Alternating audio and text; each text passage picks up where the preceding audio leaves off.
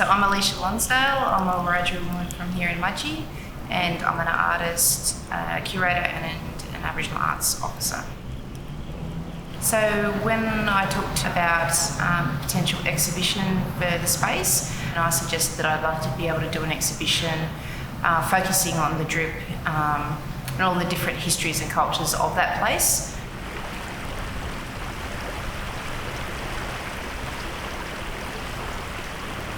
So I've chosen a mixture of Aboriginal and non-Aboriginal artists, and I've chosen artists who I guess I like the way they think and the way they look at the world and the way that they respond to it. And I've also chosen artists who work across lots of different mediums. So I just didn't want an exhibition that was all canvases on the wall. So we have ceramicists, installation, sculpture, sound, film, so we have a really diverse mix, and I wanted to do that to sort of show audiences that art and Aboriginal art just doesn't have to be a painting on the wall. It could be absolutely anything. So that's part of why I selected the artists that I did as well. But first and foremost, it was really because I love the way that they think and the way that they respond.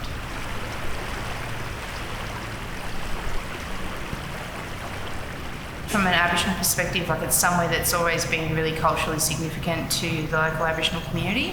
There are generations of family who have maintained cultural practice, maintained sites in that area and maintained that continual connection to that place. So it's a really important place for us. The traditional name for that area wasn't something that was maintained, that was passed on.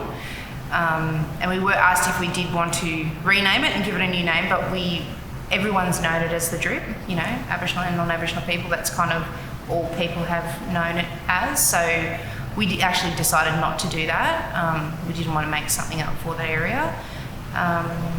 But yeah, over a number of generations, people have maintained that. And non-Aboriginal people, there's generations of families who've gone out there every year for picnics and gatherings and things like that. So people do have that historical connection to that area. And in terms of our local Aboriginal community, it's not just been the cultural maintenance that's been carried on, but also environmental. So working with local environment groups to get rid of weeds and start the original track, and then working with national parks to maintain the area as well. So yeah, we have a strong connection culturally, historically, and I guess environmentally as well. Yeah.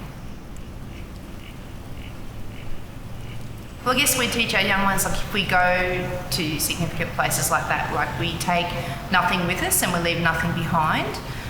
So I think it's about going in there respectfully and not interfering with that place. You know, apparently there's new graffiti out there that's happened in the last week or so, and that's really disappointing because it was only 3 months ago that we did a project with National Parks where we removed that. And so that's that part of that graffiti that people do, thinking that they're doing a cultural practice is where they put their own hands on the rocks there. And that's just as bad as using a spray can, because it's giving people a false impression of that place. And I guess for us it's disrespecting that place. So I guess when people go there, it's about going there respectfully.